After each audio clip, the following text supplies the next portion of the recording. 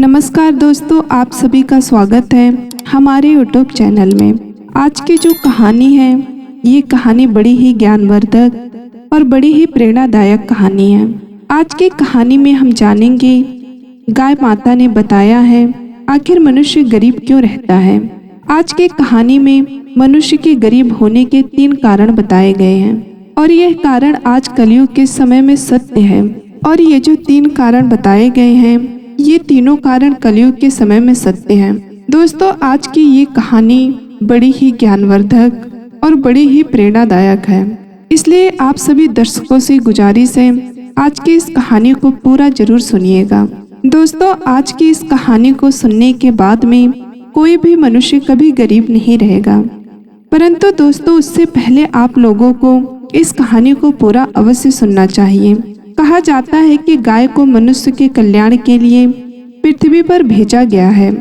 दोस्तों, कहा जाता है जब देवता और असुरों के बीच में समुद्र मंथन किया गया तो उस समय कई रत्न उत्पन्न हुए थे और उन्हीं में से एक रत्न गाय माता भी बताई जाती है। आगे कहा जाता है गाय माता को 33 करोड़ देवी देवताओं का आशीर्वाद प्राप्त है और ये माना जाता है समुद्र मंथन से उत्पन्न गाय माता को मनुष्य के कल्याण के लिए कलयुग में भेजा गया है। दोस्तों, इसी प्रकार आज की इस कहानी में गाय माता ने 3 बातें बताई हैं और वास्तव में ये 3 बातें मनुष्य के कल्याण हेतु ही बताई गई है। इसलिए आज की इस कहानी में गाय माता के द्वारा बताई गई इन 3 बातों को सुनने के लिए आप सभी दर्शक इस कहानी को पूरा जरूर सुनिएगा। दोस्तों, आज की ये कहानी गाय माता की कहानी है और इस कहानी को आप सभी पूरा सुनिएगा। आइए आप सभी का ज्यादा समय विलंब ना करते हुए आज की इस कहानी को शुरू करते हैं। दोस्तों, बात प्राचीन समय की है। एक छोटे से नगर में एक किसान अपनी पत्नी के साथ रहता था।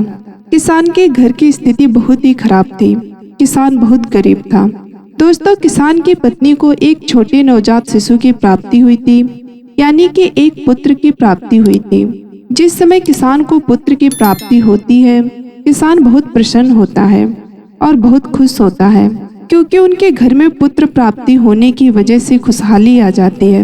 परंतु दोस्तों, जब किसान का छोटा सा नवजात शिशु धीरे धीरे बड़ा हो जाता है तो उसे दूध की अधिक आवश्यकता होती है और किसान के घर में ऐसा कोई पशु नहीं था कि जिसकी वजह से किसान उस पशु का दूध निकालकर अपने बेटे को, अपने पुत्र को पिला सके। तो दोस्तों, उसके बाद में किसान इस बात को लेकर बहुत सोचता है और उसके बाद में किसान को एक उसका मित्र आकर बताता है कि हमारे ही इस नगर से कुछ मीलों दूर एक वन में ऋषि रहते हैं और उनके पास एक बहुत सुंदर गाय है। अगर आप उस गाय को उस ऋषि से मांगकर, उस साधु से मांगकर ले आते हैं तो आप अपने पुत्र को दूध पिला सकते हैं। दोस्तों, जैसे ही उस किसान का मित्र किसान से कहता है तो किसान दूसरे दिन सुबह के समय ही अपने घर से उस नगर से मीलों दूर की तरफ जाने लगता है और चलते चलते उसे शाम हो जाती है। मगर वह किसान ऋषि मुनि के पास पहुंच जाता है और ऋषि मुनि के पास जाकर वह किसान उन्हें प्रणाम करता है और प्रणाम करने के बाद वह किसान ऋषि से कहता है कि मैं बहुत दूर से आया हूँ और मैं अपने पुत्र के लिए एक गाय लेने के लिए आया हूँ, क्योंकि मेरा जो पुत्र है वह अभी बहुत छोटा है, उसे दूध की बहुत आवश्यकता है। इसलिए मैं आपके पास इस गाय को लेने के लिए आया हूँ और मैं आपसे यह निवेदन करता हूँ कि कृपया करके आप मुझे इस गाय को दे दें, जिससे मैं इस गाय को अपने घर ले जाकर अपने पुत्र की दूध की भूख को शांत कर सकूं। दोस्तों, उसके बाद में वह ऋषि से कहता है कि महाराज, आप जो भी चाहेंगे, जितना भी चाहेंगे उतनी मुद्रा मैं आपको दे दूंगा, परंतु इस गाय को आप मुझे दे दीजिए। दोस्तों, उसके बाद में वह ऋषि उस किसान की बातों को सुनकर हंसने लगते हैं और कहते हैं, प्रिय बालक, अगर तुम्हारे पुत्र के दूध की भूख है तो तुम अपने पुत्र के लिए इस गाय को निःशुल्क ले जा सकते हो, परंतु मैं इस गाय को तुम्हें देने के एक भी पैसा नहीं लूंगा, क्योंकि मैं एक ऋषि हूँ और वनवास काटने वाले इंसान को धन की कोई आवश्यकता नहीं होती है। इसलिए तुम इस गाय को निःशुल्क ही ले जा सकते हो, परंतु इस गाय को ले जाने से पहले मेरी कुछ शर्तें हैं, उन शर्तों को तुम्हें मानना होगा। दोस्तों, उसके बाद में वह ऋषि उस किसान से कहते हैं कि हे किसान, जिस घर में गाय माता जाती हैं उस घर में हमेशा सुख और समृद्धि, लक्ष्मी और वैभव गाय के पीछे पीछे जाती है, क्योंकि गाय को 33 करोड़ देवी देवताओं का आशीर्वाद है। और इसी कारणवश जिस घर में यह गाय माता जाती हैं उस घर में सुख और समृद्धि साथ ही जाती है। इसलिए तुम हमेशा इस गाय को इसके भूख के उपरांत भोजन, चारा और पानी, साथ ही इसके रहने और बैठने की व्यवस्था समय समय पर और ठीक ठाक रखना। दोस्तों, उसके बाद में वह ऋषि उससे कहते हैं कि किसान, यह भी कहा जाता है कि जिस घर में गाय माता जाती हैं उस घर में कभी भी धन की कमी नहीं होती है, क्योंकि जिस घर में गाय माता जाती हैं उस घर में गाय के पीछे पीछे रिद्धि सिद्धि के दाता और भाग्य के विधाता भी जाते हैं, यानी कि माता लक्ष्मी के मानस पुत्र भगवान श्री गणेश जी भी जाते हैं। इसलिए तुम इस गाय को रोज सुबह उठते ही एक रोटी अवश्य खिलाया करना। अगर तुम इस गाय को रोज सुबह उठते ही एक रोटी खिला दोगे तो उससे भगवान श्री गणेश तुमसे प्रसन्न हो जाएंगे, जिससे तुम्हारे घर में कभी भी धन की कमी नहीं होगी और तुम्हारा दुर्भाग्य समाप्त होकर तुम्हें और तुम्हारे घर को सौभाग्य की प्राप्ति होगी। दोस्तों, उसके बाद में वह ऋषि उस किसान से कहते हैं कि किसान, अगर तुम इस गाय को अपने घर लेकर जा रहे हो, कभी इस गाय का उपयोग करने के बाद में इसे छोड़ मत देना। कहीं तुम इस गाय को अपने घर ले जाने के बाद में और इसका फायदा उठाने के बाद, यानी कि जब तक यह दूध दे, और जिस दिन दूध देना बंद कर दे तो उस दिन इसे छोड़ मत देना। अगर तुम ऐसा करते हो तो उसी दिन से तुम्हारे बुरे समय की काल रात्रि आ जाएगी। दोस्तों, यह बात कहकर वह ऋषि उस किसान को जाने के लिए कहता है और फिर वह किसान अपने पुत्र के लिए उस गाय को लेकर अपने नगर की ओर आने लगता है। और फिर वह किसान जैसे ही अपने घर आकर पहुंचता है तो वह किसान उस गाय माता को हरा चारा खिलाने लगता है और उसे एक अच्छी और स्वस्थ जगह पर और एक पानी के स्थान पर बांध देता है। दोस्तों, उसके बाद में वह किसान उस गाय की खूब देखभाल करता है और वह गाय उस किसान को दूध देने लगती है और वह किसान उस गाय के द्वारा दिए गए उस दूध को अपने बेटे को पिलाकर अपने बेटे की भूख शांत करता है। दोस्तों, जिस दिन से वह किसान उस गाय को अपने घर में रखने लगता है और उसकी देखभाल करने लगता है, उस दिन के बाद से ही उस किसान के अच्छे दिन आने लगते हैं और वह किसान देखते देखते पूरे ही गांव में धनवान होने लगता है और पूरे नगर में वह बहुत अच्छा एक घर बना लेता है। दोस्तों, जिस दिन वह किसान अपने किसी कार्य को लेकर घर से बाहर जाता है तो वह अपनी पत्नी से इस बात को बोलकर जाता है कि गाय माता को किसी चीज की कमी नहीं होनी चाहिए। दोस्तों, इस तरह वह किसान गाय माता की खूब देखभाल करता है और गाय माता उस किसान को जागृत रूप से परिचय देती रही। परंतु दोस्तों, फिर एक दिन की बात है, वह गाय दूध नहीं देती है। जिस दिन वह गाय दूध नहीं देती है तो वह किसान कुछ नहीं सोचता है और सोचने लगता है कि हो सकता है कि किसी कारणवश गाय ने आज दूध नहीं दिया हो। परंतु दोस्तों, जैसे ही दूसरा दिन आता है तो उस दिन भी गाय दूध नहीं देती है और देखते ही देखते गाय दूध देना बंद कर देती है। दोस्तों, जैसे ही गाय दूध देना बंद कर देती है तो किसान धीरे धीरे गाय की ओर से अपना लगाव कम कर लेता है और गाय के पास जाना तक छोड़ देता है। ना ही गाय को सुबह सुबह रोटी खिलाता है बल्कि स्वयं खाना खा लेता है, परंतु गाय को चारा तक नहीं देता है।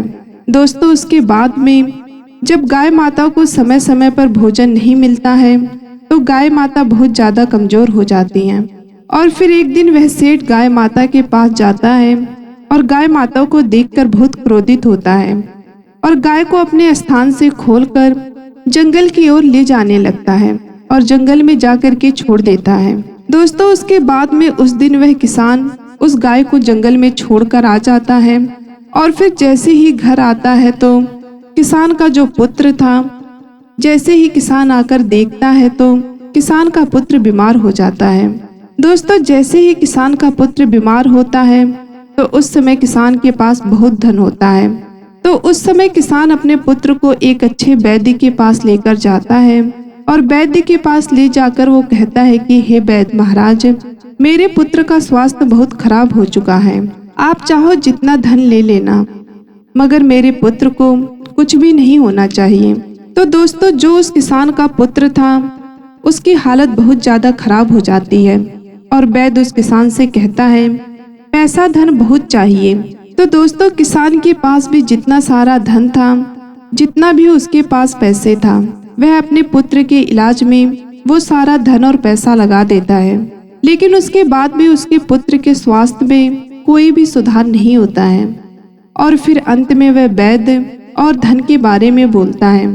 तो किसान सेठ अपने द्वारा बनाए गए उस घर को भी बेच देता है और अपने पुत्र के इलाज में लगा देता है। दोस्तों, उसके बाद में वह किसान पूरी तरह से बर्बाद हो जाता है, कंगाल हो जाता है।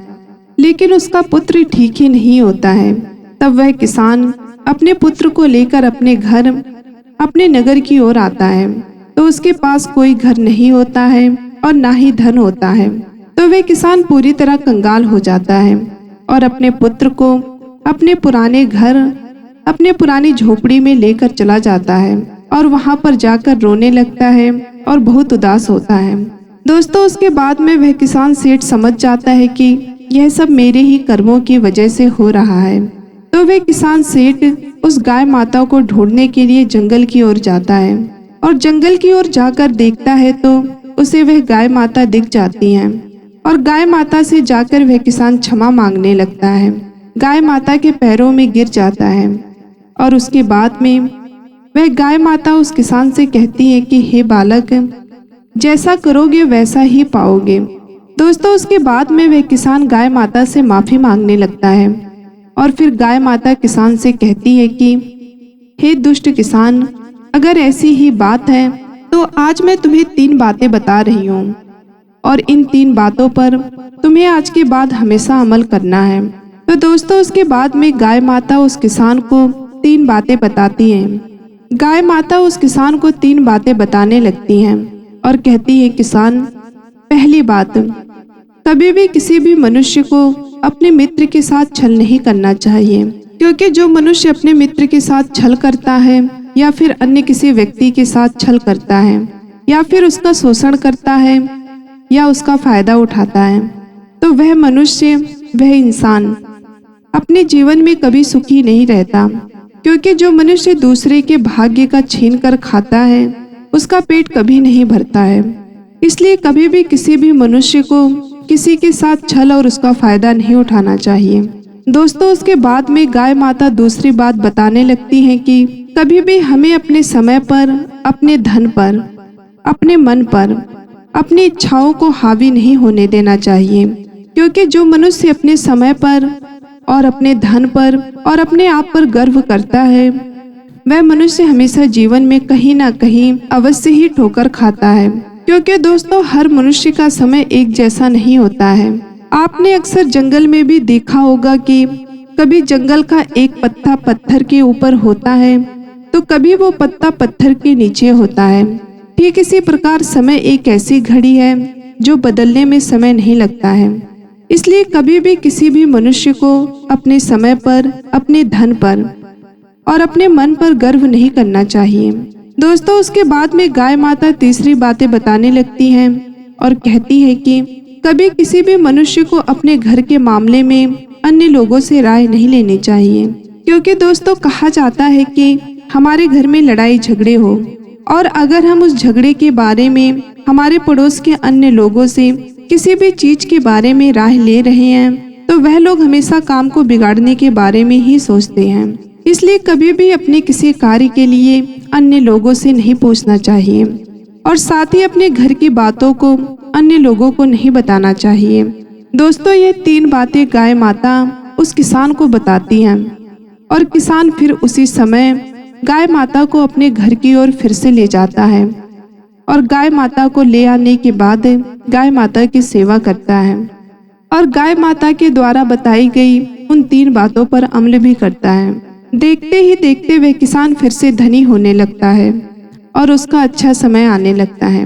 दोस्तों, आपको आज की ये कहानी कैसी लगी कमेंट बॉक्स में जरूर बताइएगा। साथ ही उम्मीद करते हैं आप सभी को आज की ये कहानी पसंद आई होगी। मिलते हैं अगले वीडियो में, तब तक अपना ख्याल रखना। धन्यवाद।